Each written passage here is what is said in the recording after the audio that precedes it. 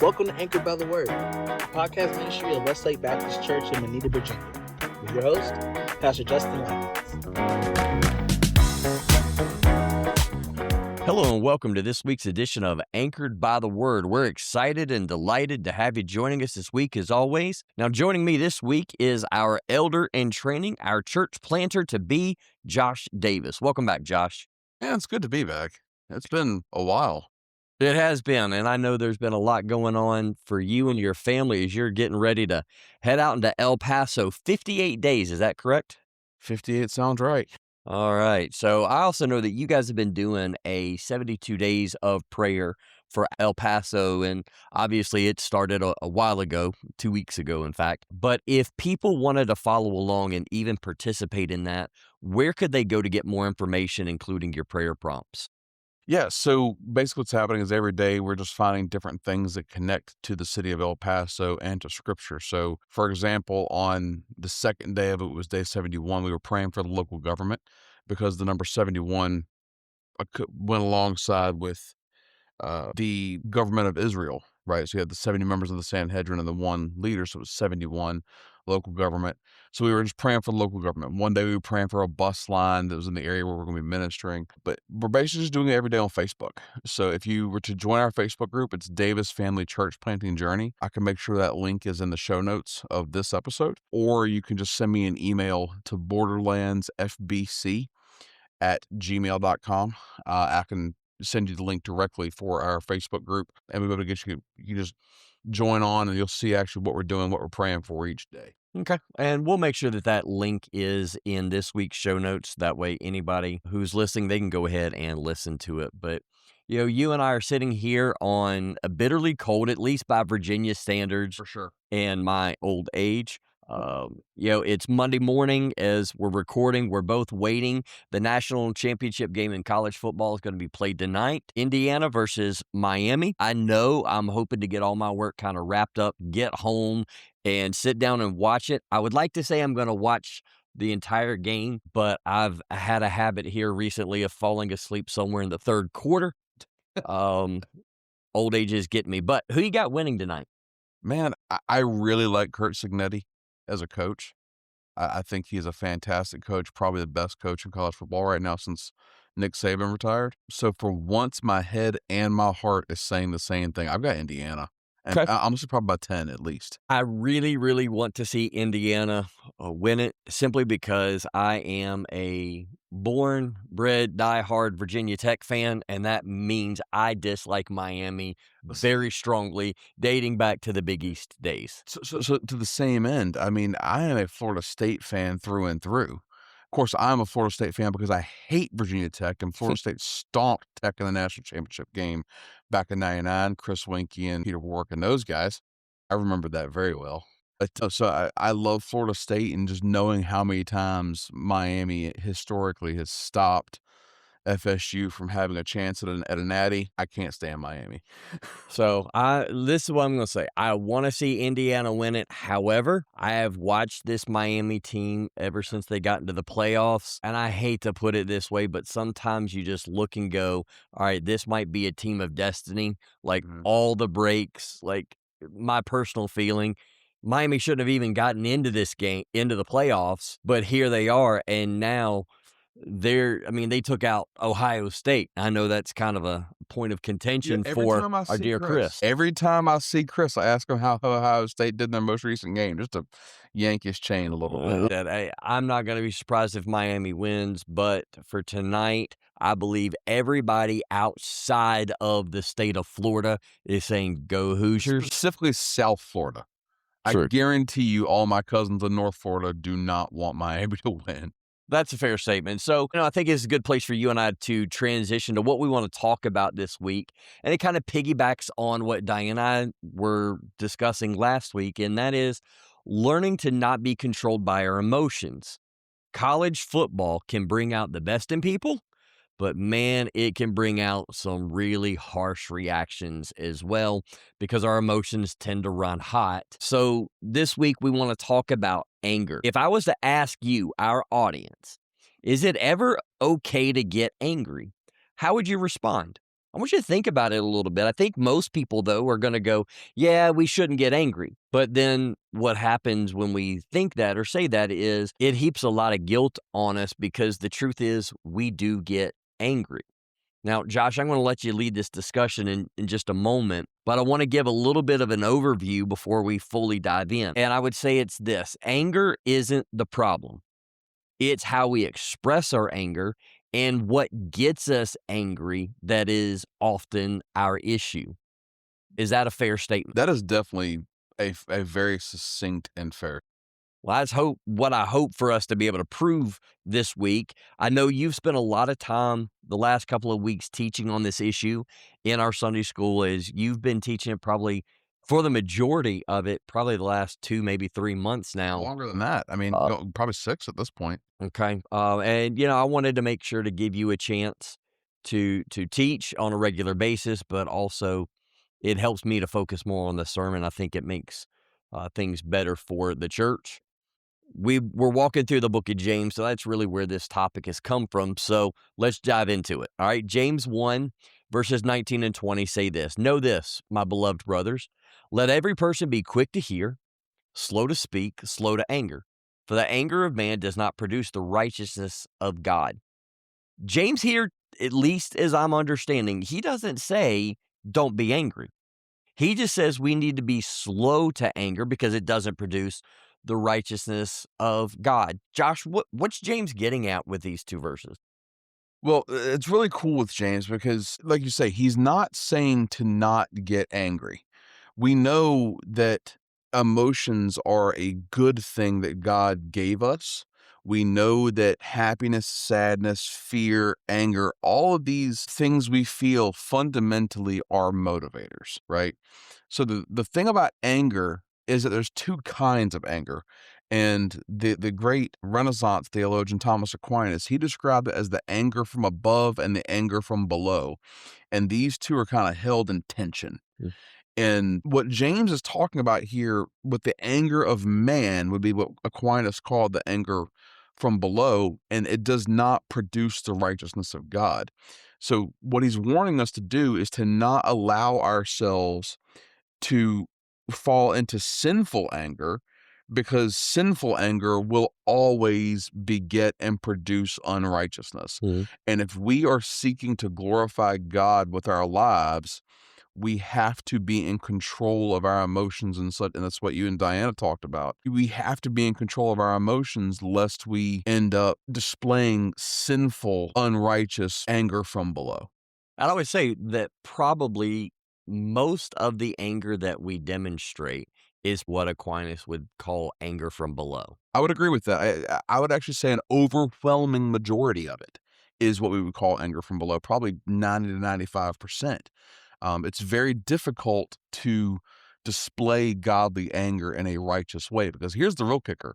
We can be righteously angry and yet let righteous anger lead us into sin. Yes. It's always that constant tension. So let's switch biblical authors. Let's go over to Paul's words in Ephesians 4, because I think a lot of people really misunderstand what Paul is saying here. Paul writes this in Ephesians 4, 26 and 27. Be angry and do not sin. Do not let the sun go down on your anger, and give no opportunity to the devil. Again, Paul is saying anger's not our problem. It's what we do with our anger, which leads me to ask you this question. Are there instances in which we as Christians should be angry? Absolutely. I mean, if you look at Paul's exact words, and the way I explained this in Sunday school was this: Paul gave what we would call a double imperative. There's 2 sides to this. It's not just one general command. It's actually 2 commands given at the same time.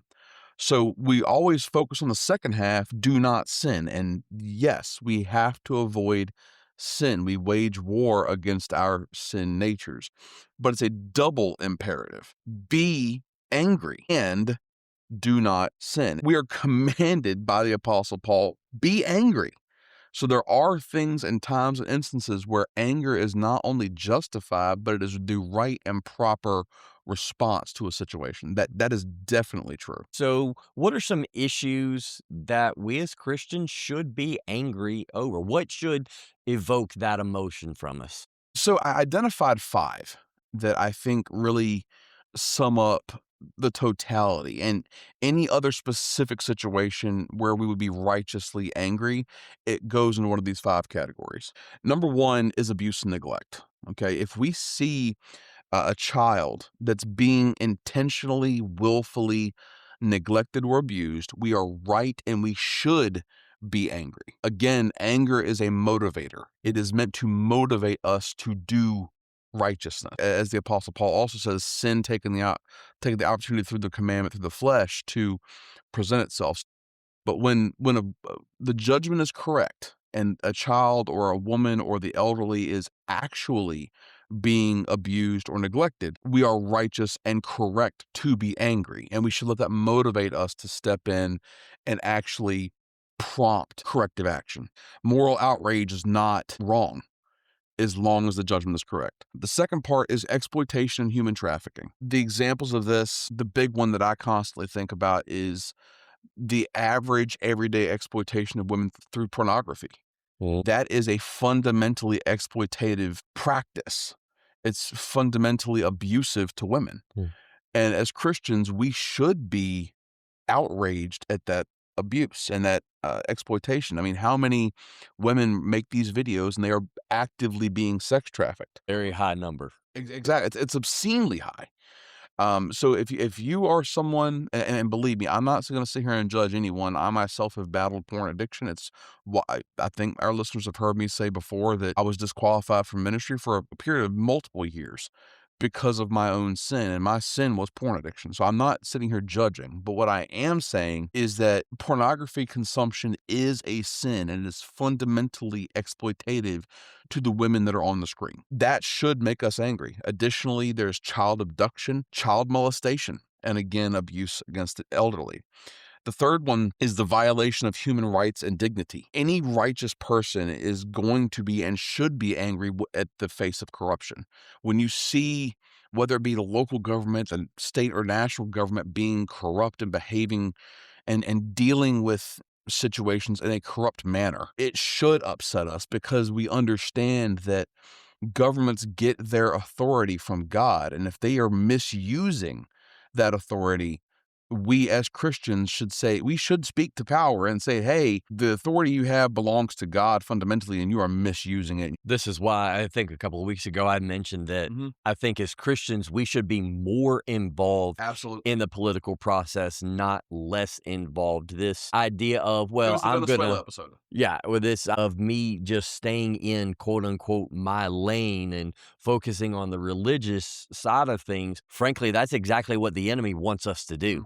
He wants us to be passive when we should be more, I hate to use the word aggressive, but at least more active in this For sure. situation.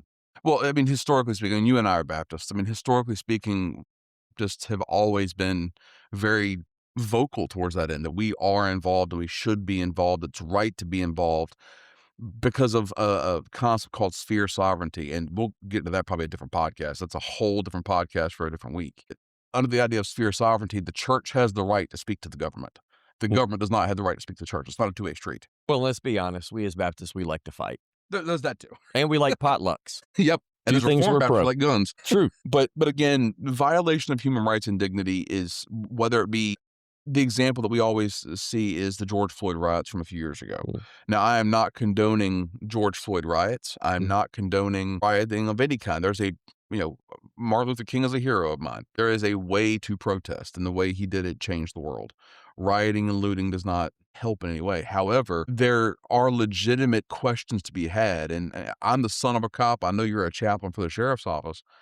I'm not going to sit here and say that all cops are bad or any of that, but we should, again, as representatives of the government, we should be kind of watching for those things, because where there is people, there is sin, and where there is sinful people, there's going to be mistakes made. One thing that's just been running through my mind the last 24 hours is what is going on in Minneapolis? I mean, from the George Floyd Yeah. riots a few years back. Kyle Rittenhouse in Kenosha. But now Don Lemon, and I know he's now going, well, I was just being a journalist. Sorry, Mr. Lemon, with all due respect, and know you were an agitator yesterday in a worship service. They literally busted into the middle of a worship service. Baptist church. To do this. Yeah, I mean, part of the Send Network, which you and your family are part of.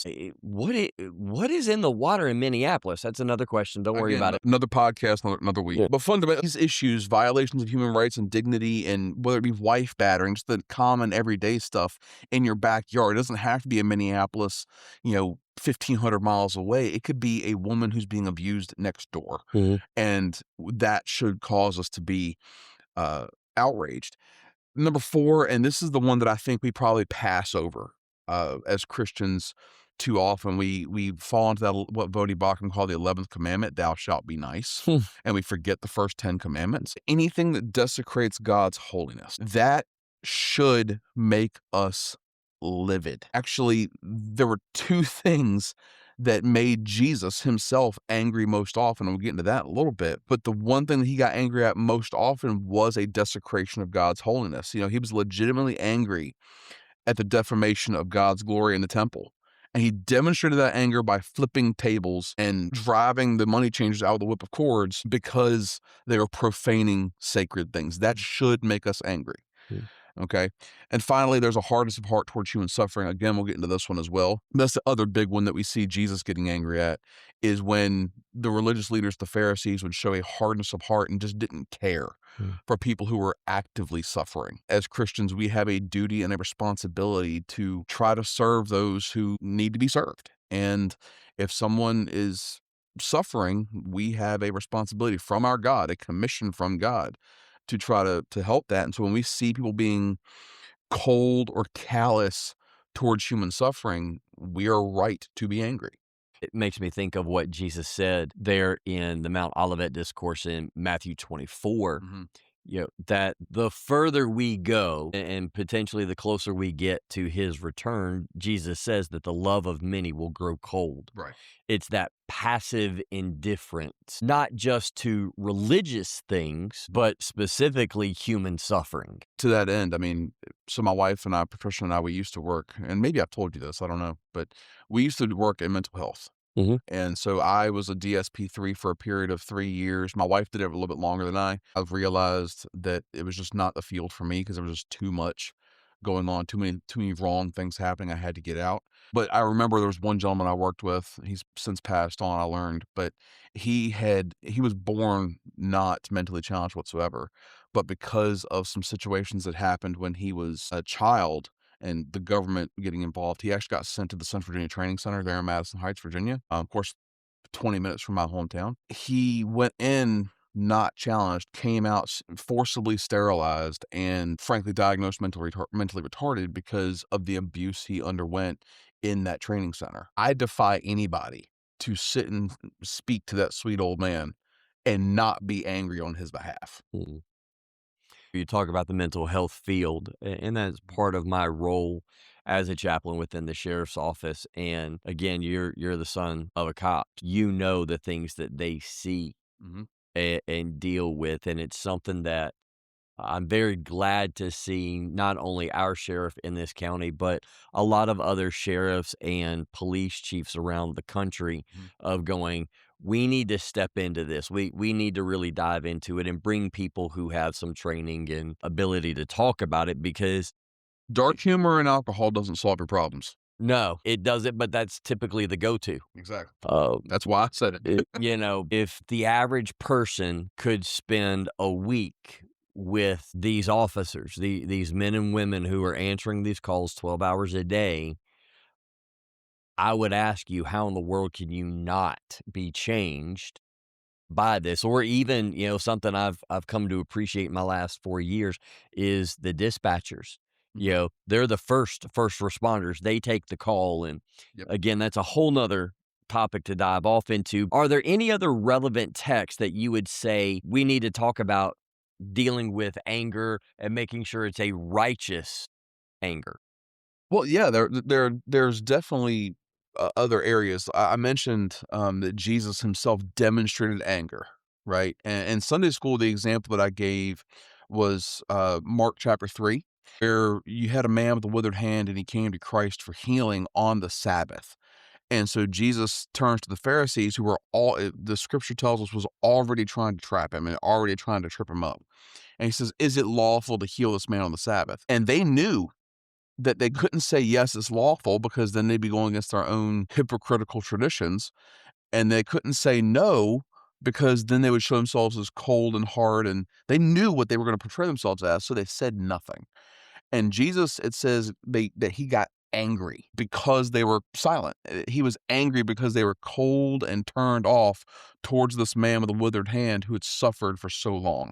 And so, again, that's point 5 of the things that should make us angry. That's contrasted with the anger of man, the anger of below. And we see that very notably in 2 Kings chapter 5. You had a Syrian general named Naaman, and he was leprous, and he called to Elisha for healing. And Elisha says, "Hey, go take a bath 7 times in the Jordan River." And so Naaman gets angry. He's like, "Oh, why couldn't I take a bath in Syria?" And he was getting ready to leave and go home when one of his servants says, "Hey, you just got great news. You're going to be healed. Do what the prophet said." And so he was going to let his anger from below cause him to miss the great blessing of healing that God was giving him. And so we see these two things here, where Jesus' anger was righteous and it led to life and healing. And we see Naaman's anger in 2 Kings 5. And he almost, if it wasn't for someone speaking some sense to that man, he was going to let his anger cause him to continue to suffer in leprosy. And the other big one that I kind of tried to hammer home was Psalm 97, when the first half of verse 10 says, "Oh, you who love the Lord, hate evil." That's both an indicative and an imperative. If you truly love God, you're going to hate evil. If you don't hate evil, by contrast, you don't love God. But it's also saying, hey, you love the Lord, therefore you must hate evil. So that goes back to those 5 things as well. The example I gave in Sunday school was abortion, which fundamentally violates all 5. It's a desecration of God's holiness. It's a hardness. We've dehumanized these unborn babies to the point where we call them fetus, which, by the way, is Latin for baby. It's fundamentally exploitative. How many women have been human trafficked and forced to get an abortion because of the abuse that she underwent? On top of that, the parts of the baby being trafficked after that. That's a scandal that's been revealed in recent years. So abortion, if we are truly Christians, we should be outraged at this. And yet, and here's the part that really broke my heart, was that according to the PRRI American Values Atlas survey of 2024, so the most recent one, 78% of white American evangelicals, and I say white because we are white men and we attend a predominantly white church, 78% of white American evangelicals are not only are okay with abortion, but actively support it in at least some instances. This is definitely a topic that has now come front and center within the Commonwealth of Virginia, Yeah. because we just inaugurated a new governor, Yep. and the state houses are already acting on this issue, amongst several others that should be tremendous concern from us as Christians. And I think we need to open our eyes and start paying attention to what's happening in the state. We tend to focus on it just in a national level, Right. but it's happening here in the state, but it's also happening here locally. There's talks of a 3rd abortion clinic being opened in the vicinity here. And the thing that breaks my heart, I mean, we already know this. There is a human trafficking problem in Southwest Virginia. The 81 corridor is a thoroughfare for human trafficking.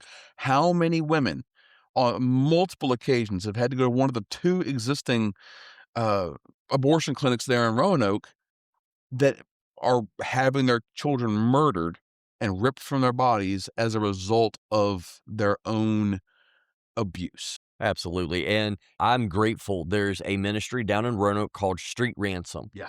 Same group that runs Straight Street, but Street Ransom specifically focuses on the human trafficking side. Yeah. So I would encourage any of our audience that is in and around the Roanoke area, check these guys out, pray for them, be supportive of them because they are on the front lines of a topic that we really don't talk a whole lot about, Right. but we need to start paying attention to. And see these responses, like praying for abortion abolition groups or even just pro-life groups, they're just trying to stem the tide a little bit. Those are good and proper responses. I'm shaking. I'm so angry right now because of how devastating this issue is. But at the same time, I'm not going out and bombing an abortion clinic.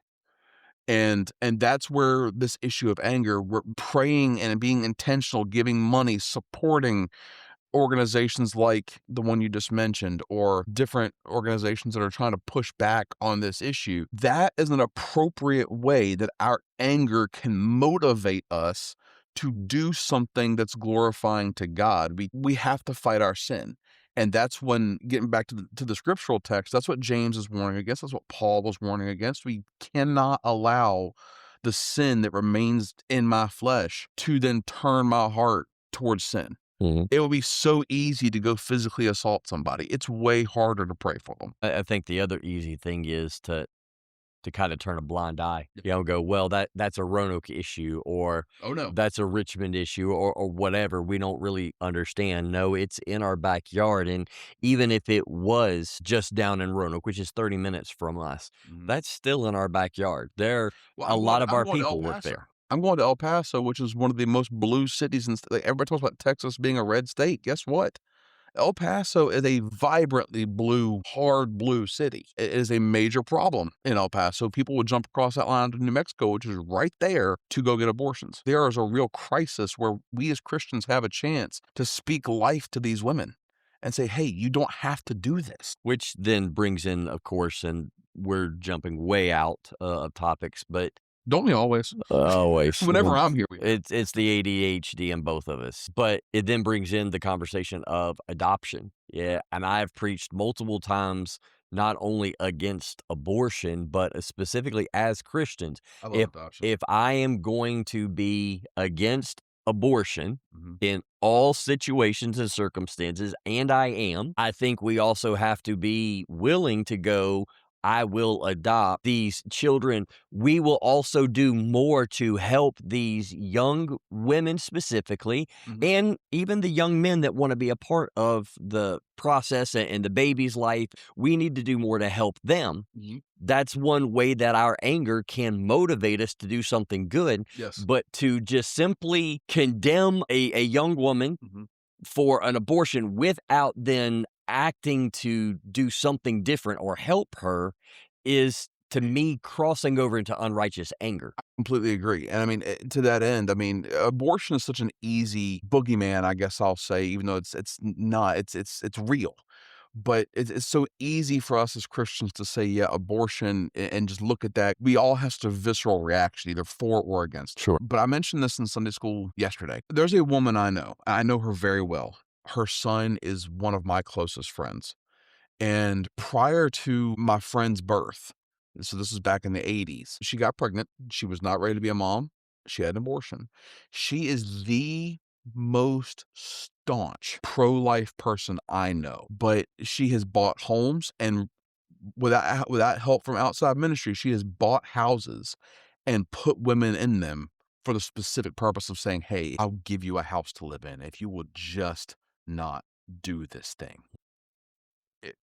I'm in awe of Sure. what God has done with that woman. Well, and I think this is a good time to mention another organization that is here local, but it's also branching out, called Fostering Champions. I know our state convention is a part of it. Yep. And Bobby Knipe helping these kids that are now starting to age out of the foster system. Because when we start talking about drugs and alcohol abuse, trafficking, all of these issues, Prime targets right there. it is coming from right there. So again, there are ways that we can use our righteous anger as Christians put feet to our faith and get involved. We've laid our biblical foundation to understand anger both righteously and unrighteously. Let's just kind of turn the corner and give some practical steps on making sure that we deal with our anger properly and we don't fall into sin.